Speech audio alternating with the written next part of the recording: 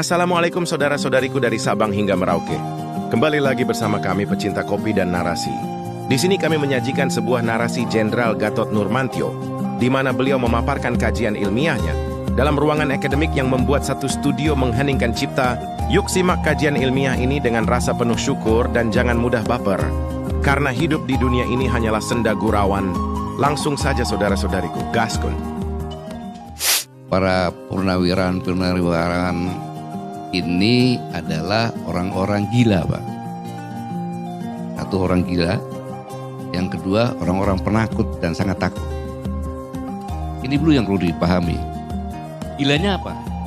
Para purnawirawan ini adalah gila sangat mencintai negara kesatuan Republik Indonesia. Itu satu poin.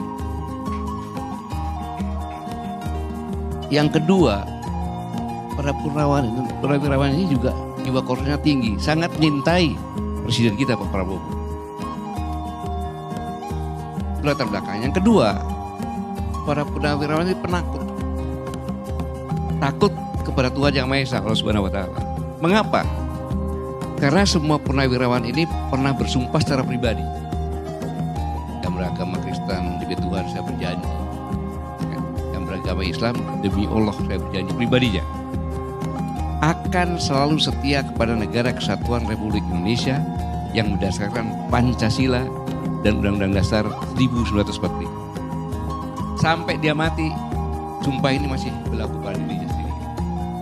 Nah, kemudian takut juga perjuangan yang selama ini dilakukan untuk mempertahankan kemerdekaan ini yang berliku-liku itu akan terjadi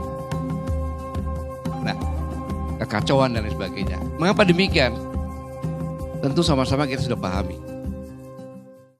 paham bahwa dengan terjadinya perang Ukraina, bahkan terakhir Presiden Putin memerintahkan untuk melakukan serangan dan menyiapkan nuklir.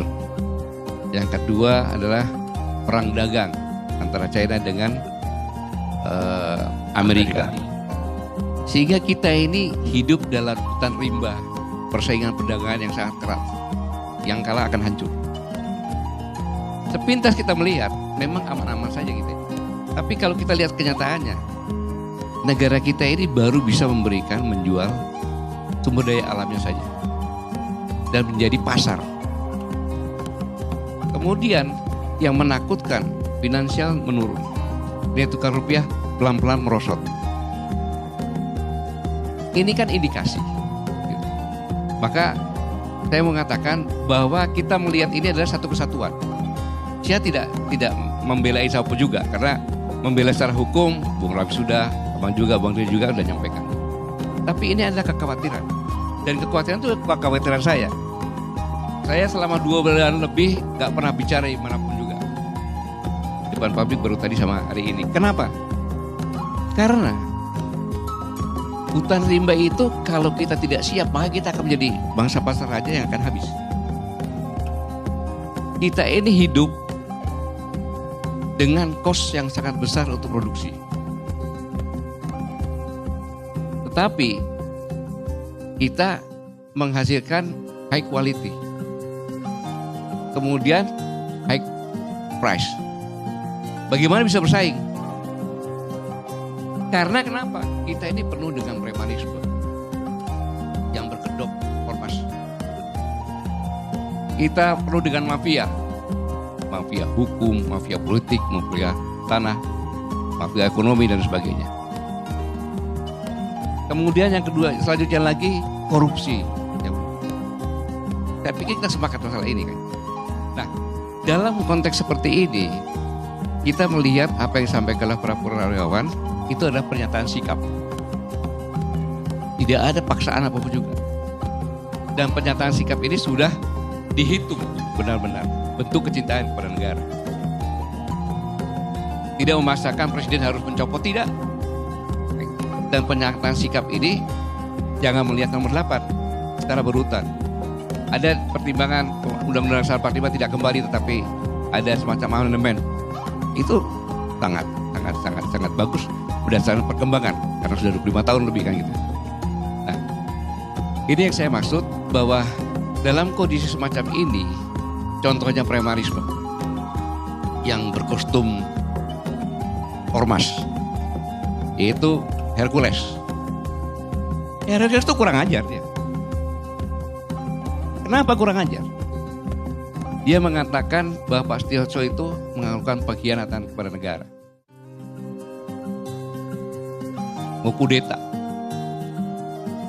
kepada presiden, lagi kepada presiden. Kapan Pak Setiawaso masuk itu? Pak Setiawaso purnawirawan, sudah bawa tanah. Itu yang katakan preman dengan berpakaian ormas. Saya buktikan premanismenya.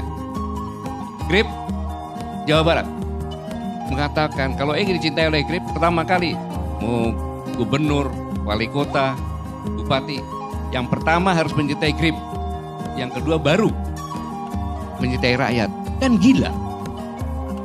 Jelas gubernur, bupati, wali kota dipilih oleh rakyat, mengabdinya kepada rakyat. Ini indikasi Bang Karya, premanisme berbaju ormas sudah masuk ke ranah politik. Yang kedua, peristiwa Depok. Kita sepakat bahwa polisi sedang melaksanakan tugas untuk penangkapan. Kayak gitu. Kemudian dikepung. Polisi itu adalah alat negara terdepan untuk melindungi masyarakat, tertiban umum, dengan hukum. Jangan melihat hanya pengepungannya, tapi dilihat ini adalah pembentukan opini. Polisi pun berani gue lapar, mobilnya gue bakar. Lu macam-macam awas. Bang Karni, Haiti itu ekonominya ambruk karena premanisme juga. Jadi kalau kita biarkan premanisme seperti ini, kos lebih tinggi lagi. Sudah ada mafia hukum, mafia ekonomi, tambah lagi premanisme. Itu preman. Hanya berbaju ormas. Dan saya marah kenapa? Hercules itu ngomong Pak Setiawaso purnawirawan bawa tanah. Dia menghina presiden saya. Pak Prabowo purnawirawan loh.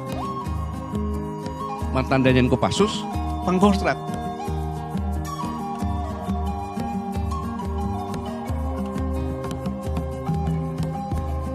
Dibegitukan. Pak Setiawaso kan sama.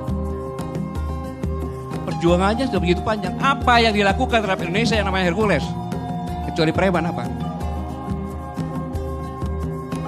Saya harus bicara seperti ini. Kenapa? Agar jangan menjadi besar dan takut sama preman, selesai negara ini.